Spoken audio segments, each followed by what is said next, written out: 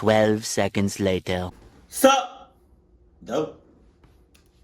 One night, four young brothers were sleeping in their bedroom in their little house in Tennessee when they started to hear what sounded like a rat gnawing on one of their bedposts. So the two oldest brothers climbed out of their bed to go find this rat, but the second their feet touched the wooden floor, the gnawing sound stopped. The boys checked the room, they checked the bedposts, there was no sign of any rat, and so eventually the two oldest brothers just kind of shrugged it off and got back. Hold on. Because my mind just went crazy. Can you imagine how scary that must have been? I'm over exaggerating, but you hear, but the second you make a noise, talking about, or your feet hit the floor, or you move a little bit, or you make the slightest little noise, it go from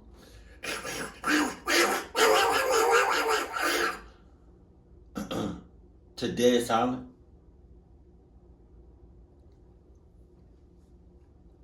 That's one of the scariest things in life. Bed. But when they closed their eyes again, the gnawing sound filled the room again. Oh my God. Except this time, it was louder and more frantic. Little did they know, these sounds were just the beginning of a multi-year-long nightmare that they and the rest of their family would have to endure. Their terrifying story is known as the Bell Witch haunting, and it is considered to be one of the most frightening documented hauntings of all time. And today, I'm going to share their story with you. But before we get into the Bell Witch haunting, if you're a fan of the strange, dark, and mysterious delivered in story format, then you've come to the right place because that's all we do, and we upload once a week. So, if that's of interest to you, please ungold the like button's goldfish crackers. Also, please subscribe to our channel and turn on all notifications so you don't miss any of our weekly uploads. Okay, let's get into today's story.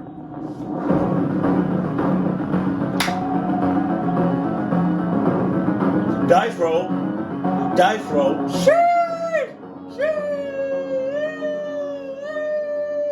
In 1804, a man named John Bell... What did that say?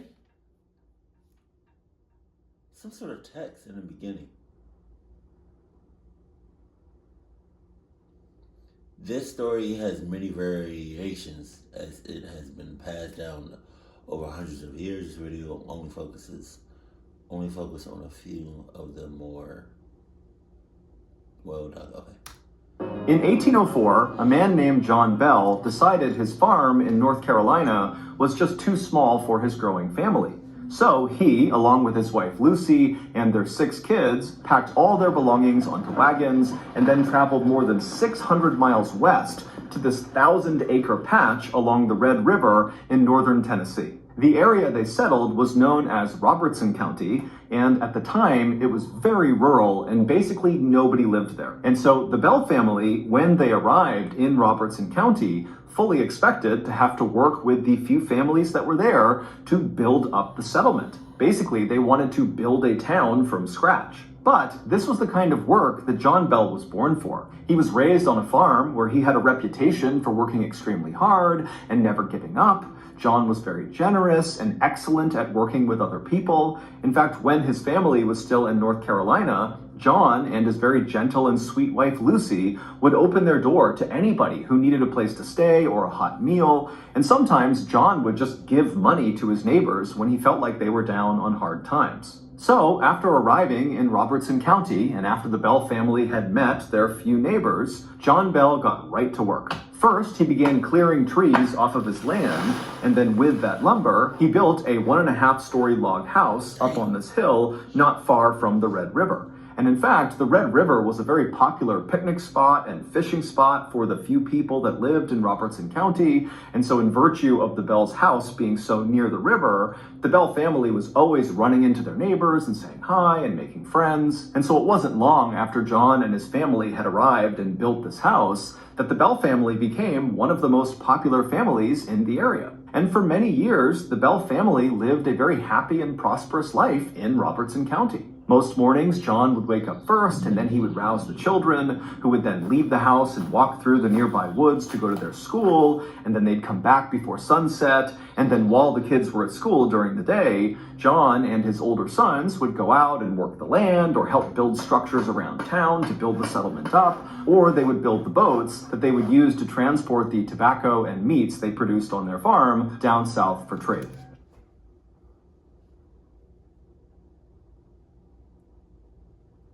I don't mind working.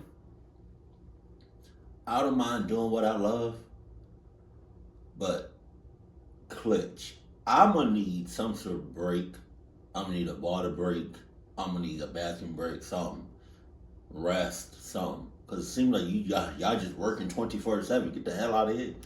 John and Lucy would have 3 more kids while in Robertson County, and before long, their oldest children began getting married and starting families of their own and building their own houses nearby. But one summer day in 1817, so 13 years after the Bell family first arrived in Robertson County, John would have a very strange experience that at the time he would completely write off. But years later, they would look back and say, that's when it started. On that summer day in 1817, John was by himself. He was out walking through his cornfield near his house when he looked out and he saw this big dog just sitting in the middle of the cornfield. Now, there were lots of dogs around Robertson County, so it wasn't unusual to run into a dog while you were out and about. But there was something off about this dog. It almost looked misshapen, like its bones had broken many times over and reset at awkward angles. And this dog just looked way too big to be a dog. It almost looked more like a big wolf. And this dog was staring at John in a very human way, not breaking eye contact, staring right at John. Now, John was not someone who easily spooked.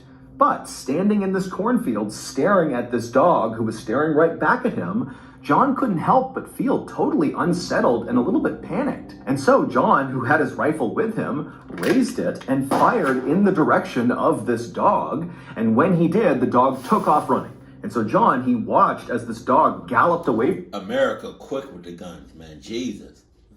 Him and disappeared into the tree line of the forest far away. And once the dog was totally out of view, John marched forward to the spot in the cornfield where this dog had been sitting. And when he got there, he was expecting to see the corn kind of pressed down from where this big animal had been sitting, but it wasn't. There was no sign that any big creature had been sitting right there. And as he looked around him, he saw there were no paw prints, no tracks on the ground, either coming to this spot or going in the direction that he watched this big dog run off. John was totally confused by this, but after sitting there kind of wondering how this could be, he just told himself, you know what, I'm overthinking this. It was just some big ugly dog and a missed shot. This is no big deal. And so John promptly turned around and walked back to his house, forgetting all about the dog. But not long after John saw this dog in the cornfield, his family began experiencing other strange things back at their house. At night, after the Bell family had climbed into bed, they would start hearing a knocking sound on the side of their house. And as soon as they got up to go inspect it, the knocking would stop. And then they'd lay back down again and they would hear it again, except it was coming from another side of the house. It was like there was someone or something outside of their house just kind of circling around them, periodically knocking on their walls. You know what's crazy? It's kind of convenient how it happened at the time cameras weren't invented, like security cameras. You know what I mean? It's like the aliens or the unknown creatures knew what was going on at the time. Just saying. Because I promise you, if we had cameras back when the pyramids were built, I'm pretty sure they're not going to look like that. Well, I'm pretty sure they're not like, I don't know. That'd be a hell of a video to see. It would probably be the all-time most viewed video to actually see the pyramids being built. Yeah. John was convinced this was not the work of some animal. This was a person, a prankster, and they were hiding out in the woods somewhere. And so he instructed his family not to mention the tapping sounds to anybody in town because he thought somebody in town was doing this to them and he didn't want them to know that they were onto them. He wanted these pranksters to come back and do it again so he could catch them in the act. But over the course of several weeks, the tapping continued, and every time John would lay in wait and try to run out and see who was there, there'd be no one. And there'd be no tracks anywhere around the house indicating that anyone had ever been there. And as unsettling as these knocking sounds were for the family, they were nothing compared to the things that happened next. It's an ad. My pet frog, Seagull, is a huge fan of the strange, dark, and mysterious delivered in story format, and so for his birthday, which was last week, he asked me if I would take him on a special camping trip where all we did was sat around the fire and I just told crazy stories. And so of course I said, "Sure, Lung, I can do that for you." And then, on his big day, Lungy came bounding down the stairs, all excited for his big camping trip. And I stopped him and I said, "Hold on a minute, Lung. Forget the camping trip. I got something even better for your birthday." And then, from behind my back, I presented a gift fit for the gods. Homemade fermented Norwegian lemming liver cakes with a side of koala stew. Now I know what you're thinking. Wow. Lungy must have been so happy. But no, he wasn't. Turns out my gift was gross and way worse than a strange, dark, and mysterious themed camping trip. But there was a silver lining to this minor birthday snafu. After Lungy refused to eat my beautiful gift, I went online to try to figure out what Lungy would eat. And so I typed into Google, "Who has the best food in the world?" And 2 words popped up that changed my life. Hello Fresh. With HelloFresh, America's #1 meal kit, you can skip the grocery store and take control of your time and budget with delicious food delivered right to your door. With over 35 weekly recipes, they have the options you're looking for to help you achieve your New Year goals. Choose Calorie Smart or Carb Smart recipes, or even customize select meals by swapping proteins or sides, or upgrading your proteins, or adding a protein to a veggie dish. And with HelloFresh, you always get top quality. Their ingredients come from the farm to you in 7 days, so you literally are eating fresh. HelloFresh. So, if you're like me and you keep gifting your loved ones terrible exotic food dishes for their birthday, then you need to sign up for HelloFresh today. To do that, go to HelloFresh.com and use code mrballen21 for 21 free meals and free shipping. Again, go to HelloFresh.com and use code mrballen21 for 21 free meals and free shipping. Okay, back to the story.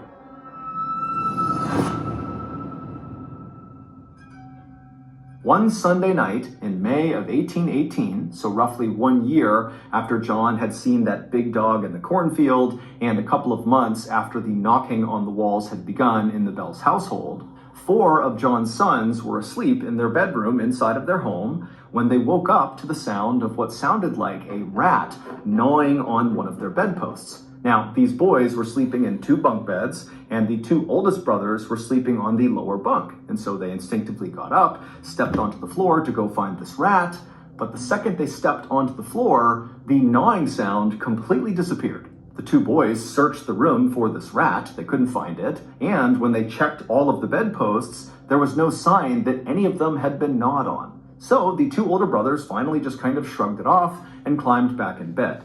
The moment they closed their eyes, the gnawing sound began again. Except now it was louder and more frantic, like whatever was under there was desperately trying to chew through the wood of their beds. But again, when the 2 older brothers leapt out of their bed to go find whatever animal was doing this, the sound would completely stop and the room would go still. The boys searched the room again. There was no sign of any rat or any animal. There were no marks on the underside of their beds. And so they had no idea what to make of this. The gnawing sounds would continue all that night, making it nearly impossible for these boys to sleep, and it would happen again the next night the same way.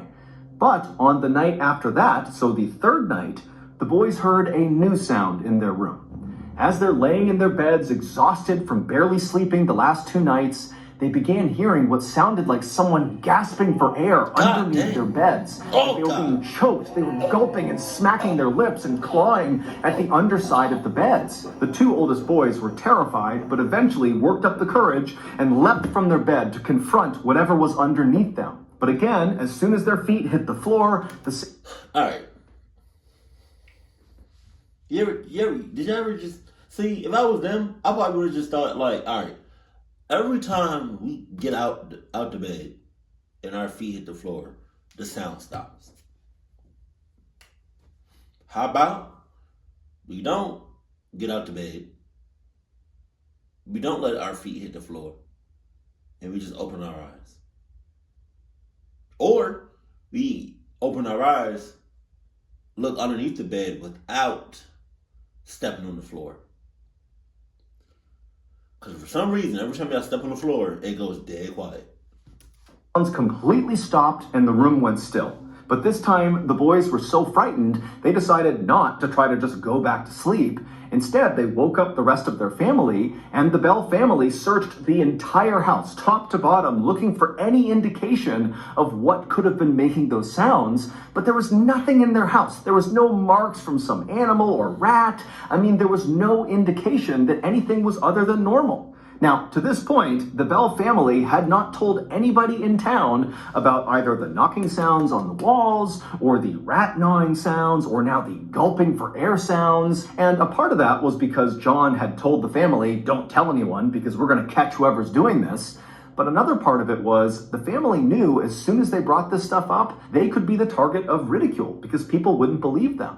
But after this night, with the gulping and gasping sounds, the Bell kids really could not sleep anymore. They were just up all night, terrified. And so finally, John went to one of his neighbors who he was very close with and confided in him that something weird was happening inside of his house. Now, John was not the kind of person who made things up. He was very straightforward, very honest. He didn't even tell jokes. And so this neighbor, as he's listening to this unbelievable story, just takes John at face value and says, you know what? I'll stay the night in your house and I'll see if I can hear all these strange sounds. That night, the neighbor would stay with John Bell and his family in the Bell household.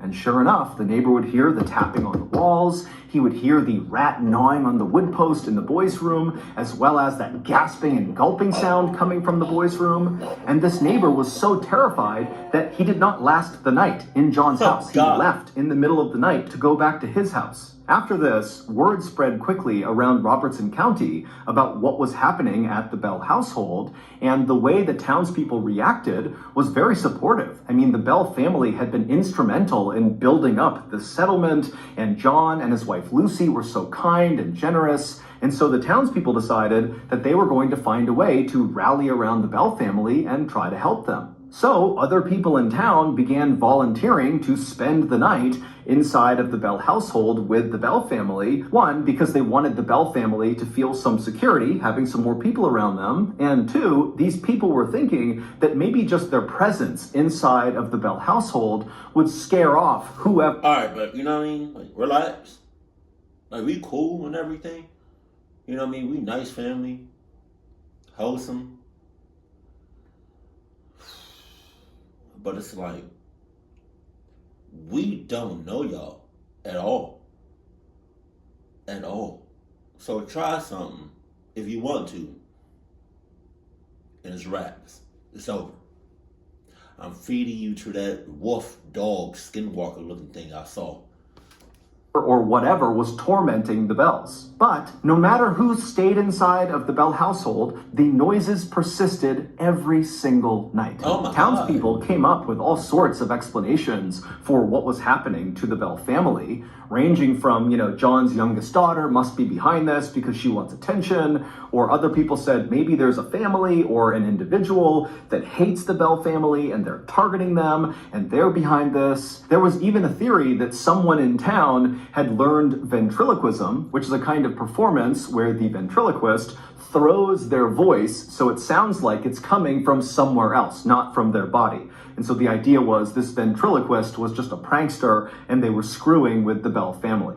But the townspeople searched the Bell's house with the Bell family over and over again, and they never found any sign of what could be making these noises. The people in town even went so far as to have people watch each member of the Bell family as they slept at night to make sure none of them were responsible for these sounds. And sure enough, as the Bell family was being closely monitored, the noises would start, and it was very clearly not coming from anyone in the Bell family. As the months How about just leave the house?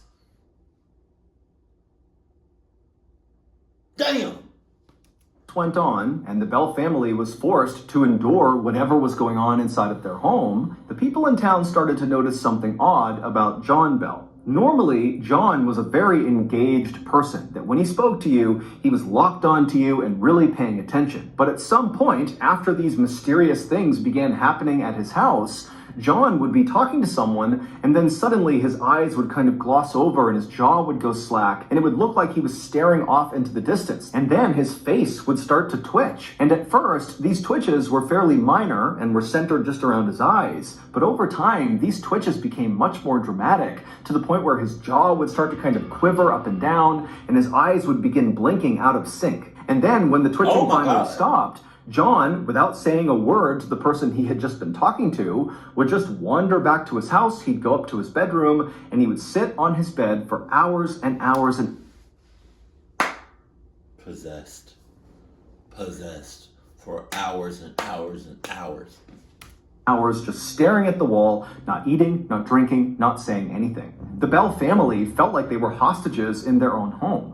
They had no idea what was causing these things to happen or why they were happening, and they were all filled with this constant sense of dread. As for the townspeople, most of them had come to believe that whatever was happening to the Bell family was likely caused by their neighbor, Kate Batts. Kate was known to be very eccentric and kind of unpleasant, and she was known to be fairly unlucky because her husband had become disabled and her 3 kids had all died young. Kate... And yet, God damn, talk about bad luck. Oh my God. And your last name is Bats. You're literally named after a creature. Bats. You know how many people don't like bats? You know how scary a bat is? Oh God.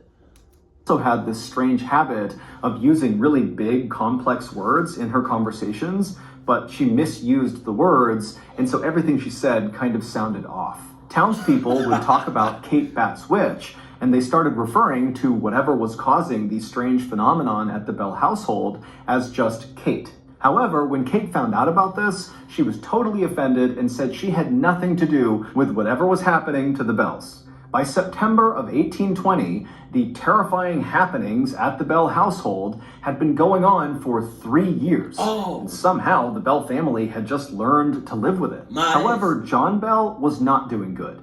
It was like the longer these strange things were happening, the more and more John seemed to become a shell of his former self. His sudden dazes and twitching fits began to happen more and more frequently, and the time he would spend afterwards sitting in his bedroom staring at the wall in silence would go on longer and longer and longer. In private, John would tell his wife, Lucy, that he believed someone or something was torturing him to death. And then one day, as John was getting sicker and sicker, one of his daughters, Esther, left the house to go gather up some eggs in the hen house, which was across the lane from where the Bell house was. And so she left the house, she crossed over the road, she began walking up towards this hen house, and as she was walking, she heard what sounded like someone moving behind her. And so she turned around and she saw there was this woman dressed all in black with her head down, walking slowly down the road she had just walked on towards her house. So she's basically walking exactly where Esther had just come from, but Esther had not seen her until just now. So she wasn't really sure how this woman had arrived on the road, but Esther wasn't worried. She looked at this woman, she didn't recognize her, but just assumed she was somebody from town, and that was it. And so Esther turned away from this woman and walked the rest of the way up to the hen house. She went inside, she got the eggs in her basket, and then when she came back outside again and she was back on that road, now facing in the direction of her house, she saw this woman in black with her head down was still trudging along slowly, now much closer to the Bell household. And so Esther, she began walking down the road, looking at this woman, trying to figure out who she was. And as she got closer and closer, she recognized her as somebody from the village. This was a neighbor of hers. And so Esther yelled out a friendly hello. But this woman in black with her head down didn't turn around, she didn't react, she just kept on slowly walking down the lane towards the Bell house. And so Esther began walking a little bit faster, getting closer and closer to this woman, and she yelled out a few more times, "Hey, hello, how are you?" But each time, this woman in black just appeared not to hear Esther. And Esther, she's looking around, and there's nobody else out. It's just her and this woman who's now about 15 feet away from her. And so Esther starts to feel really uncomfortable about this woman. And so Esther just stops on the road and stares at the back of this woman. And the second Esther stopped, this woman who was trudging along also suddenly stopped. And then she reached up with her hands, her back is still to Esther, and she took her bonnet off of her head. A bonnet is a type of hat. And then she dropped the bonnet on the ground, and right away this woman's black matted hair kind of tumbled down over her back. And then this woman, without moving, began reaching up and stroking her hair, running her fingers through her hair as if she was trying to comb it out. And so Esther is watching this, kind of wondering what's going on here. And so Esther began walking slowly closer and closer to this woman to make sure she was okay. But with each step that Esther took towards this woman began running her hands faster and faster through her hair until it almost looked impossible. She was moving so fast. And then Esther realized with horror that she wasn't just combing her hair. This woman was grabbing clumps of her hair and pulling them out of her head. In fact, Esther could literally hear the hair being ripped from this woman's scalp. And so, where are these images from? God, my God. Mrballen is such a good storyteller. I need a second. Oh God, I got a cherry, y'all. Oh my God. Did somebody make like a short film off of this? Like, where are these images from? Oh my God. Whew. before long, there was hair all over the ground around this woman. And so Esther at this point is terrified. She thinks there's something wrong with this woman. And so she runs around this woman without looking at her, charges into her house, which is right in front of this lady. She goes inside, she locks the door behind her. And then Esther calls out for one of her sisters who was home and said, come here, come here. And the two of them went to the front window and they look out onto the road and they see the woman. She's still there in the same spot, ripping her hair out. But Esther makes eye contact with this woman. And the second that happens, the woman freezes. Her hands are still in her hair and she's looking directly up at Esther. And Esther and her sister, they're kind of taken aback by the way this woman is looking at them. And then this woman slowly brings her hands down and she's staring up at Esther the whole time. And then she turns suddenly and walks around the side of the property out of view of Esther and her sister. Esther and her sister, they shriek, they leave the front window and they run over to the side window where this woman was heading. And they saw this woman climbing up and over their fence, getting into their side property. And behind her were now 3 children who they had not seen before, just marching right behind this woman in black. And so this woman and these 3 children, in plain sight of Esther and her sister, they walk into this grove of trees on the Bell property. And so Esther and her sister, they're just staring. They have no idea what's happening. And then one by one, the woman first, then each of the children climbed their own trees. And then once all 4 of them were up in these trees, they turned around so they were all looking directly at Esther and her sister, and then they all began swaying with their bodies in the trees, getting these trees to bend and wave hard left and right. And so Esther and her sister are horrified, and as they're staring, Esther's husband just happens to come through the front door.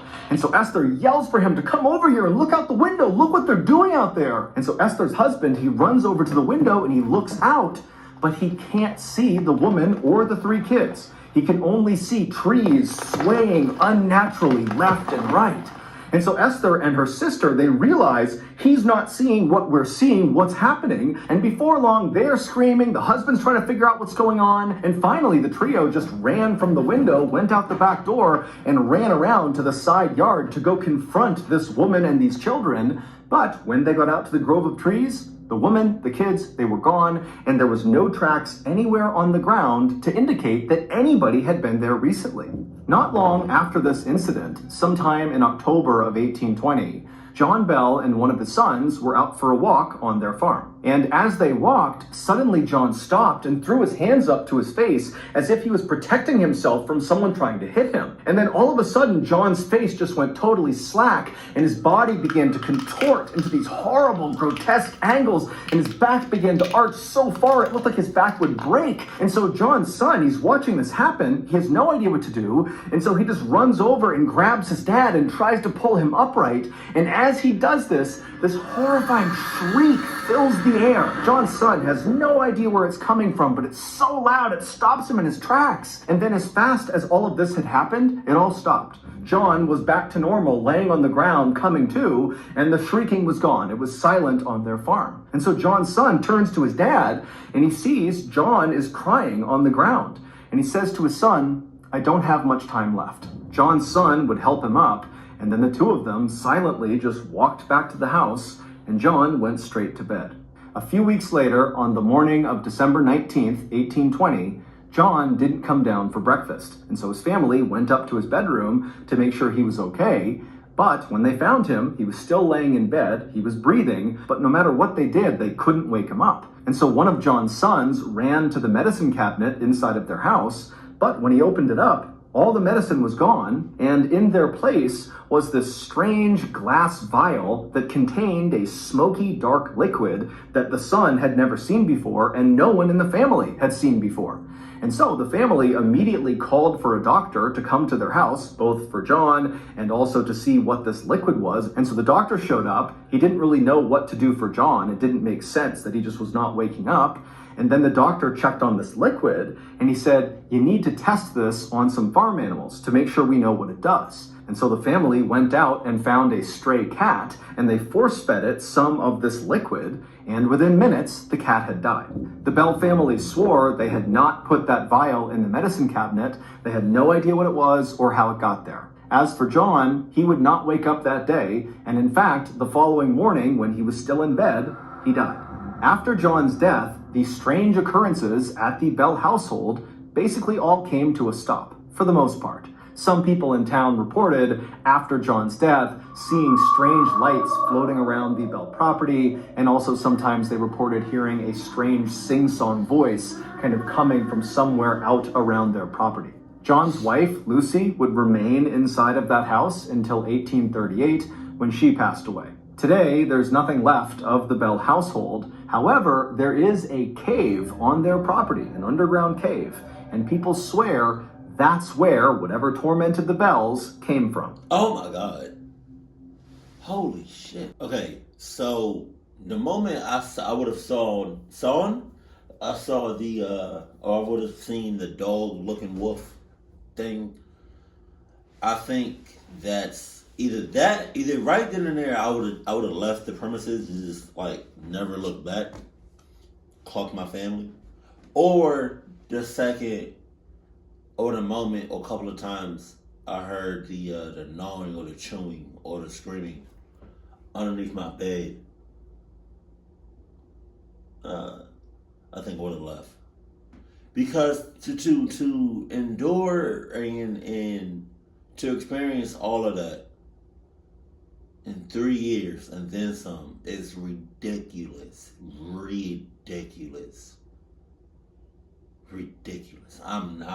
That's crazy. I cannot do that. That's a long time of just torture and pain and misery. Oh my God. And then John, I think that's his name, he was definitely possessed. You got all that. And then also, it was just a lot going on in this story. And to add people from the community over to your house, and for them to experience the same thing you experienced, is just ridiculous. It's crazy. Man. But I don't know if Mr. Ballen ever mentioned the cave in any part of the story other than the ending of the story. Is it still in, what is that, North Carolina? I used to live in North Carolina. That's crazy, man. That's crazy. I would have left my family a long time ago. Clock what you heard. Hell no. They went through all that pain. They went through all that misery, all that paranormal activity. That's crazy. I couldn't do enough in those 3 years. And then some. Keep it cool, keep it classy. And I love you. Stay happy, my family.